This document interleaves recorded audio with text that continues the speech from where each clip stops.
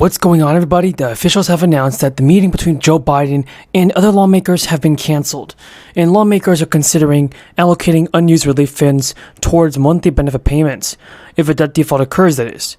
It will prevent delayed delivery of monthly checks, so make sure to keep watching to see what happens. The leaders in Congress have told reporters that the meeting was planned on Friday for Joe Biden and officials to discuss this debt ceiling. The delay came in amid intensifying concerns about the looming deadline for averting a U.S. default on the debt, with both liberals and conservatives beginning to tug at the emergency outlines. Biden was expected to huddle with Kevin McCarthy, Mitch McConnell, and Chuck Schumer to talk about this. The leaders also met this Tuesday, with only weeks before what the Treasury Department has warned could be a June 1st deadline to raise the nation's debt limit. McCarthy told reporters the White House didn't cancel the meeting. All the leaders decided it was probably in the best of our interests to continue working. Economists say failure to reach an agreement on a debt limit could spark a global financial crisis and send the U.S. economy into a recession. It puts pressure on lawmakers to act. Congress may have only a few short weeks to raise the maximum about the Treasury Department and before they can borrow some before the federal government runs out of funds. Officials said that could happen as soon as June 1st. Congressional staff and administration officials met for only about 2 hours today to discuss a potential agreement as the parameters of a deal come into focus. Have eyed a deal that will both raise the debt limit and enact new limits on federal spending, and could include measures for such permitting reform to spur energy production. Still, critics on both the left and the right have already began pushing back on the potential compromise. For instance, GOP representatives Dusty Johnson and most Republicans would oppose new caps on federal spending that last only 2 years. And representatives have even pointed to GOP debt talks and said that raising that limit until 2025 is what people should do. But it may prove difficult for the White House to accept changes on the order of the magnitude the Republicans are demanding. Biden was adamant that he would not reward GOP demands over the debt limit with substantive concessions on policy, and liberals will likely be upset if he agrees to a long-term budget cut. Top Republicans regard the idea of rescinding unspent crisis emergency money, an amount estimated between $50 billion and $70 billion, as an easy way to save money while avoiding more politically perilous options like cutting funding or popular federal programs. Going after leftover money scattered across a patchwork of government programs used to dole out the relief funding. Dozens of different accounts, it's easier said than done. And even if House Republicans can find a way to identify and get their hands on a comparatively small sums of leftover money, it will do little to shrink the nation's trillion-dollar deficit. Additionally, the federal budget analysts who calculate the deficit have already accounted for the fact that some of the money Congress allocated will likely never be spent. But the challenges around us and what has been considered one of the most simplest options underscore how difficult it will be for the party to meet the goals the Republican leaders have. The IRS has just announced that some people will be receiving a $121 extra crisis relief payment from the federal government. SNAP recipients can also expect to see some changes to their monthly benefits very soon. So watch the end to find out if you're eligible for the stimulus check.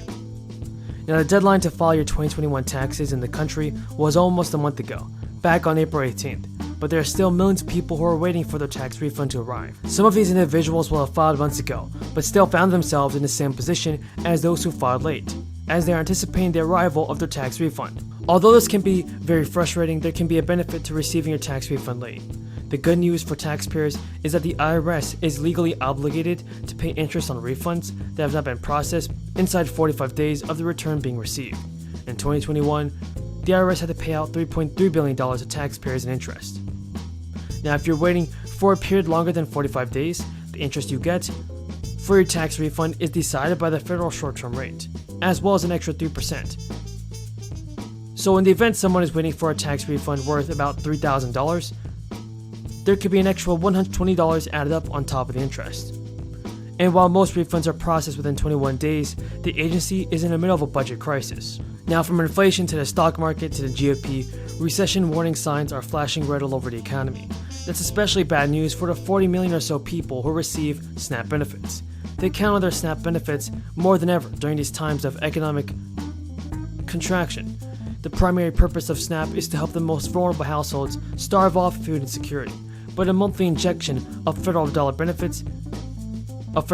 benefits the entire economy, especially when the economy is moving in the wrong direction.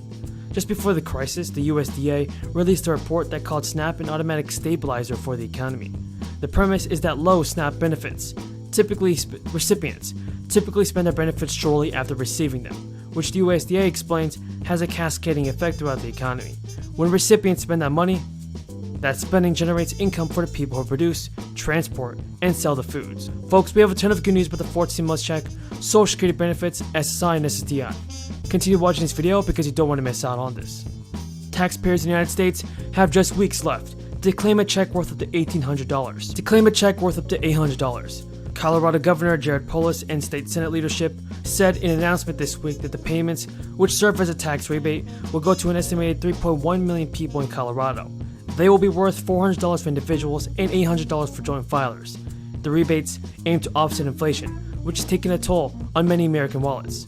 While the latest inflation figure for April peaked at 8.3%, the number is still high. Governor Polis said in a statement, people are paying more for everyday items like gas and groceries. Instead of the government sitting on money that people in Colorado earned, we want to give everyone cash back as fast as possible. Not increase supply because they don't have the workforce to do the drilling that's necessary. In my district, where I have Electric Boat Shipyard, which has used the Workforce Innovation Act in the past, there are 725 job openings this morning in the metal trades, in design and engineering work.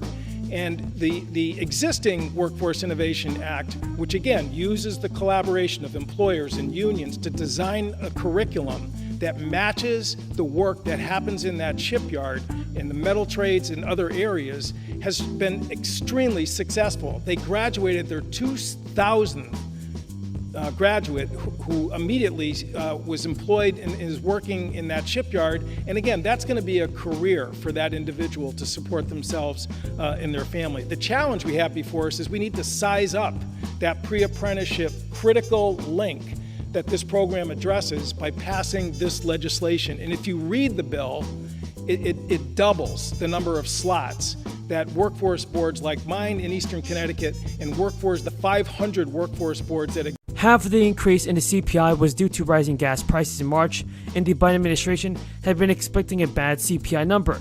Jen Psaki said yesterday, "We expect March CPI headline inflation to be extraordinary due to the crisis." And Biden said, "I'm doing everything within my power by executive orders to bring down the price and address the crisis price hikes." In fact, we've already made progress since March. Inflation data was collected. Biden has noted that the authorization of E15 gasoline in the country will help some people, even if it's an extra $1 or $2 in the pockets when they fill up their gas.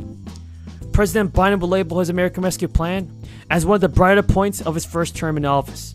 It will, with it providing American families with an element of fiscal relief during the difficult times. One part of the rescue plan was the homeowner stimulus relief program, which was designed to help families continue to pay their mortgages, but at a reduced rate while employment was hugely impacted by the crisis. There are several programs that are providing relief right now to homeowners. Homeowners have experienced income loss